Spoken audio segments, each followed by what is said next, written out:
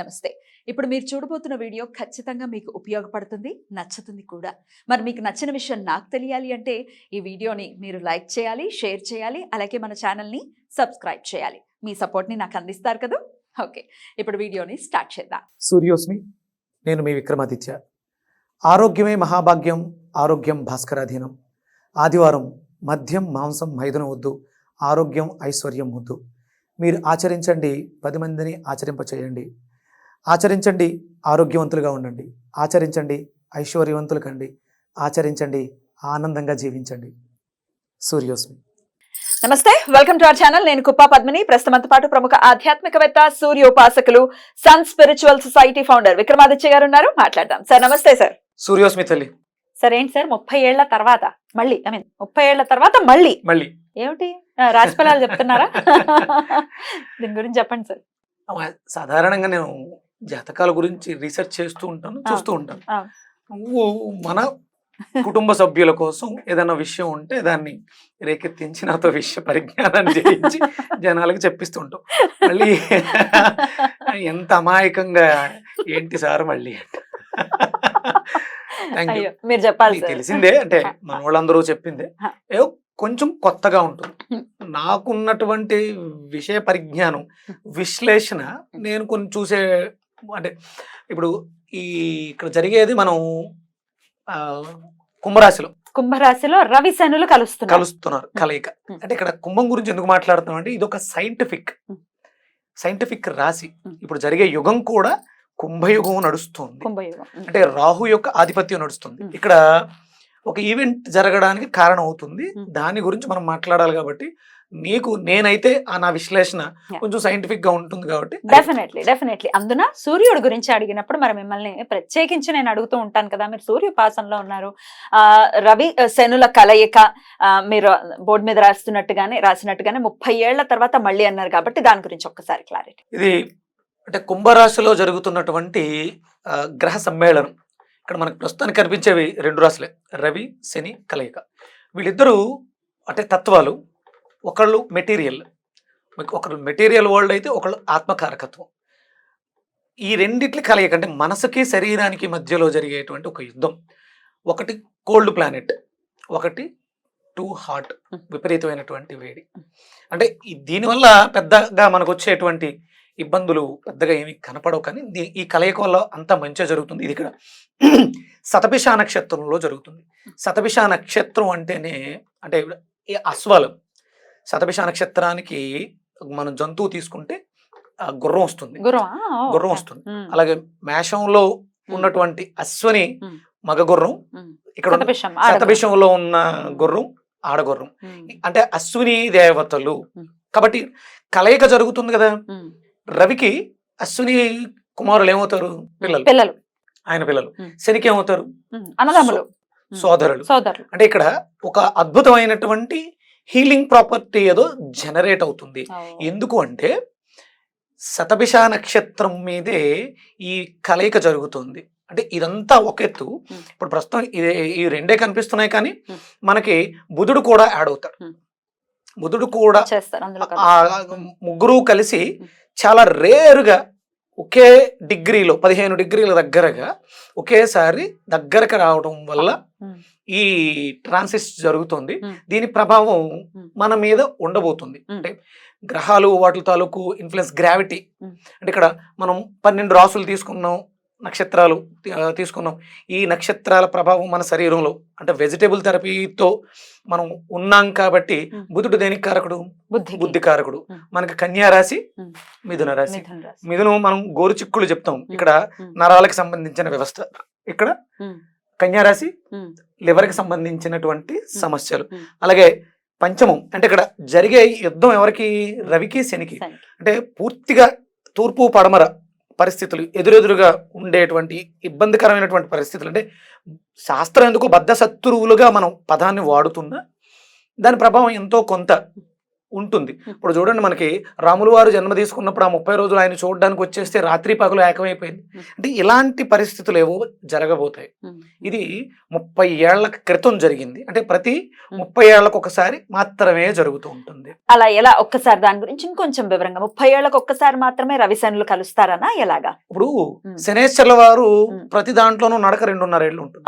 ఒకసారి తిరిగి రావడానికి ఎంత పడుతుంది? 30 ఏళ్ళు పడుతుంది. అలాగే ఈయన ప్రతి నెలలోనూ మారుతూనే ఉంటారు. కానీ కుంభరాశిలో ఈయనకు మళ్ళీ కలవడానికి 30 ఇయర్స్ పడుతుంది. అంటే ఒక 30 ఏళ్ల క్రితం జరిగింది, ఇప్పుడు మళ్ళీ జరుగుతుంది. పెద్ద రెవల్యూషన్ థింగ్ ఇది డెఫినెట్ గా. అంటే రేర్ కాంబినేషన్. అద్భుతం సార్. 30 ఏళ్ల తర్వాత మళ్ళీ మరి రవి శనులు కుంభరాశిలో. కుంభరాశి అంటేనే సహజ లాభస్థానం. ఇప్పుడు సైంటిఫిక్ గా, అంటే ఇప్పుడు అంతా నడిచేదంతా కంప్యూటర్ యుగం, సైన్స్ మీద నడుస్తుంది. కాబట్టి ఈ రెవల్యూషన్ అంటే సాఫ్ట్వేర్ కంపెనీల మీద కావచ్చు, ఇప్పుడు ఐటీ రంగాలు కావచ్చు, లాభాల మీద కావచ్చు, అంటే మనం చేసే వ్యాపారాల్లో వచ్చే లాభాల మీద కావచ్చు. అలాగే ఇక్కడ జరుగుతున్నటువంటి గ్రహాలు శని, రవి, అలాగే రాబోతున్నటువంటి బుధుడు. వీటికి ప్రాతినిధ్యం ఏమొస్తాయి? రవి ప్రాతినిధ్యం పంచమ స్థానం. అంటే ఇక్కడ పంచమం అంటే పుత్రస్థానం, ప్రేమ, ఎడ్యుకేషన్, ఇవన్నీ కూడా ఉంటాయి. దీని మీద ప్రభావం ఉంటుంది. అలాగే తృతీయ స్థానం విక్రమస్థానం. అలాగే ఇది నరాలకు సంబంధించినటువంటి వ్యవస్థ. బుధుడు బుద్ధికారకుడు. ఇక్కడ 6 కన్య రోగస్థానం. అంటే ఇవన్నీ కూడా ఎఫెక్ట్ అయ్యి, అంటే ఇక్కడ యుద్ధం జరుగుతుంది కాబట్టి కుంభరాశికి అధిపతి శని ఉన్నారు కాబట్టి శనికే ఆధిపత్యం. 10th, 11th, 3rd, 5th, 6th ఈ రాసుల మీద దాని ప్రభావం మంచు చెడులలో ఒకంత తేడాగా ఉండే అవకాశం ఉంది. అంటే ఇక్కడ సింహరాశి సింహలగ్నం, మిథున రాశి మిథున లగ్నం, కన్యారాశి కన్యా లగ్నం, మకర రాశి మకర లగ్నం, కుంభరాశి కుంభలగ్నం. ఈ లగ్న జాతకులు కానీ రాశి జాతకులకు కానీ దీని ప్రభావం మన మీద ఉంటుంది. వాటి గురించి ఇంకో వివరంగా మనం ద్వాదశ రాశులకి కూడా చెప్పుకుందాం సార్. ఎందుకంటే డెఫినెట్ గా ఎక్స్ట్రా లుక్స్ ఉంటాయి ఈ గ్రహాలకి. ఎలా ఉంటుంది ఈ కంజంక్షన్ అనేది ద్వాదశ రాశులకి చెప్పండి. వీటి గురించి ఇంకా ప్రత్యేకంగా ఎలాగో మన ఆర్డర్ లో చెప్పారు. ఇక్కడ మనం హీలింగ్ అన్నాం. అంటే ఇక్కడ శతభిష నక్షత్రం మీద జరుగుతుంది కాబట్టి అక్కడ ఉన్నటువంటి ఆధిపత్యం అశ్వనీది కాబట్టి హీలింగ్ 100 గుర్రాల శక్తి. అంత హీలింగ్ ఏదో జరగబోతుంది. మార్పులు సంభవిస్తాయి ప్రకృతిలోను, అలాగే వ్యవస్థలో ఉన్నటువంటి వ్యక్తుల మీద కూడా దీని ప్రభావం ఉంటుంది. ఎవరు భయపడక్కర్లేదు. కొంచెం జాగ్రత్తగా మనం చేసే పనులలో కొంచెం నిదానించుకుని ఆయా నక్షత్రాల వాళ్ళు, రాశుల వాళ్ళు జాగ్రత్తలుగా ఉండాలి. ఇది ఇప్పుడు ఈ కంజక్షన్ ఇంతలా జరుగుతుంది. ఇక్కడ రవిశనుల కలయిక ఒకటే జరుగుతుంది. అనుకోకుండా ఇక్కడ మనకి బుధుడు కూడా చేరుతున్నాడు. అంటే ఇప్పుడు ఇద్దరు ఎప్పుడు మనకి ఈ ఈవెంట్ 28వ తారీఖు ఫిబ్రవరి 28వ తారీఖు 3 గ్రహాలు కలిసి 15 డిగ్రీలు మారుతుంటారు. అలాగే చంద్రుడు కూడా ఏ రోజుకి ఆ రోజు మారుతారు. కానీ ఇక్కడ ఆ కలయిక బుధుడు ఉండడు, అలాగే శని కూడా ఇప్పుడు ఉన్నటువంటి నక్షత్రం మీద ఉండరుగా, నక్షత్ర పాదాలు మార్చుకుంటూ వెదరికి వెళ్ళిపోతారు. మనకి అంటే ఆ 15 డిగ్రీలు శతభిష నక్షత్రం 15 డిగ్రీల మీద 3 నక్షత్రాలు రావడం అనేది మళ్ళీ జరగదు. 3 గ్రహాలు రావడం అనేది ఆ నక్షత్రం మీద అన్ని దగ్గర డిగ్రీలు, అంటే అతి దగ్గరగా వస్తున్నారు. ఉంటాయి కలయిక ఉంటుంది కానీ దూరంగా ఉంటే అంత ఎక్కువ ఎఫెక్ట్ ఉండదు. ఇది పెక్యులర్ కాంబినేషన్. రైట్.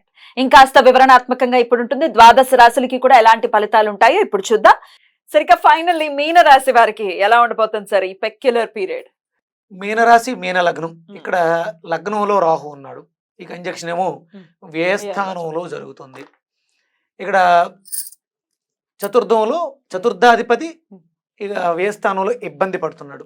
అలాగే సప్తమం, అలాగే ఎఫెక్ట్ అయ్యేది 6th. అంటే మీన లగ్నం వాళ్ళకి 4, 6, 7 వ్యయం 12, అంటే 11, 12 కూడా ఎఫెక్ట్ అవుతున్నాయి. ప్రభావం వీటి మీద అధికంగా ఉంటుంది. వ్యయం వీటి మీద ఎఫెక్ట్ ఉంటుంది. అంటే ఇక్కడ మనం తీసుకోవాల్సింది డొమెస్టిక్ లైఫ్, చతుర్థ స్థానం, తల్లి స్థానం, వాహనాలు, ఇవన్నీ కూడా చతుర్థాన్ని చూపిస్తాయి. కాబట్టి ఇక్కడ ఈ ఇబ్బందిని మనం అధిగమించాలంటే జాగ్రత్తగా ప్రయాణాల విషయంలో జాగ్రత్తగా ఉండాలి.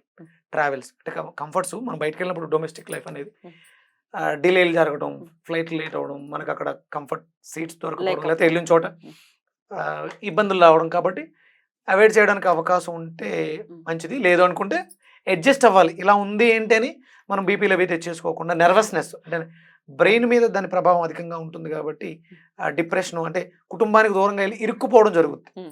అది ఇబ్బంది అది పెడుతుంది కదా. ఇబ్బంది పెడుతుంది మానసికంగా. మదర్ అని కూడా చెప్తారు కదా, ఆ. 4th హౌస్ ని. ఎక్కడికైనా ఒకవేళ తల్లి అక్కడ వేరే చోట అలా అయినా ఇరుక్కున్నా కూడా ఆ ఇబ్బంది వచ్చే అవకాశం ఉంది. అలాగే శత్రుస్థానం, శత్రువులు కూడా ఇబ్బంది పెట్టే అవకాశం ఉంటుంది. ఒకంత పెద్దగా కాదు కానీ ఒకంత పెట్టే అవకాశం ఉంటుంది. ఆయన వ్యయం అంటే శత్రువుల వల్ల ఏదైనా వ్యయం అయ్యే అవకాశం ఉండొచ్చు. అలాగే 7th partner, business partner, life పార్ట్నర్తో కూడా ఇబ్బందులు వచ్చే అవకాశం. ఇక్కడ డొమెస్టిక్ లైఫ్, ఇంట్లో భార్యతో పెళ్ళై ఉంటే, లేకపోతే కొత్త పరిచయాలు, పెళ్లి కాకపోతే కొత్త పరిచయాలు ఇబ్బంది పెట్టే అవకాశం కూడా అధికంగా ఉంటుంది. కొత్త పరిచయాల విషయానికి వెళ్లకుండా ఉంటే పోస్ట్ పోన్ చేసుకుంటూ ఉంటే మంచిది. ఆ కొత్త పరిచయాల ప్లేస్ లోనే కేతువు కూడా ఉన్నారు, కేతు. విచిత్రంగా.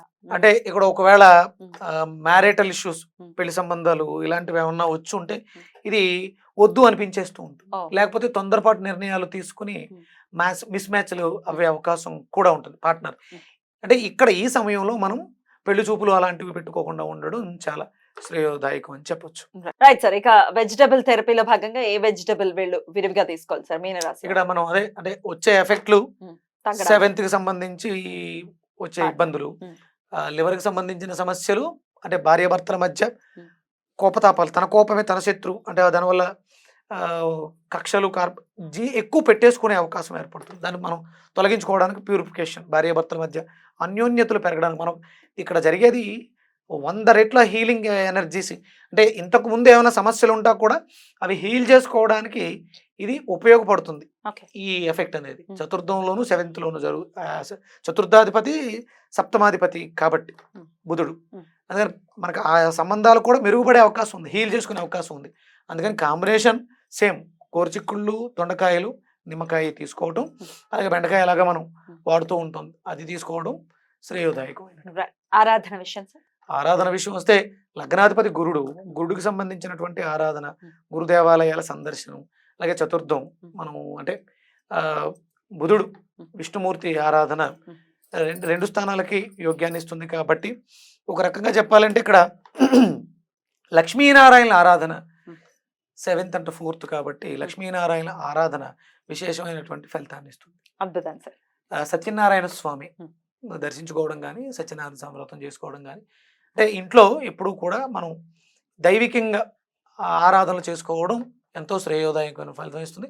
అలాగే శత్రువుల్ని మనం తొలగించుకోవటానికి ఆదిత్య హృదయ పారాయణం అనేది, రాముల వారు యుద్ధం చేసి తన శత్రువు అయినటువంటి రావణాసురుడి మీద, శత్రువు కాదు ఆయన చేసిన తప్పుకు ఆయన శిక్షించాల్సి వచ్చింది, ఆదిత్య హృదయ పారాయణం చేయడం ద్వారా విజయాన్ని సాధించారు రాముల వారు. కాబట్టి ఆదిత్య హృదయ పారాయణం సర్వదా అన్ని రాశుల వారికి శ్రేయోదాయకం. విష్ణుమూర్తి ఆరాధన మనం అన్ని రాశుల వారికి కూడా చెప్పడం జరిగింది. ప్రధానంగా గురువుకు సంబంధించి లగ్నంలోనే రాహు ఉన్నాడు కాబట్టి మాయ జరిగే అవకాశాలు ఉంటాయి.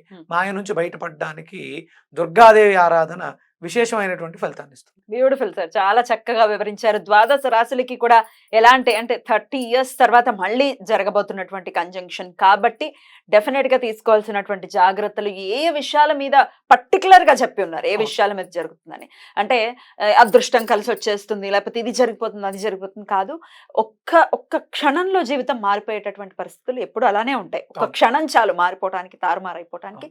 అందుకని పర్టికులర్ గా ఏ విషయాల్లో జాగ్రత్త తీసుకోవాలి అనేది చాలా వివరంగా మాకు తెలియజేసినందుకు thank you so very much. ఊరు వెళ్తున్నందుకు నేను మొత్తం చాలా టైం పడుతుందని ముందుగానే ప్లాన్ చేసుకుని అడగడం జరిగింది. మొత్తం అన్ని నాకు తెలియజేశారు. Thank you so very much sir. Suryaswami నమస్తే.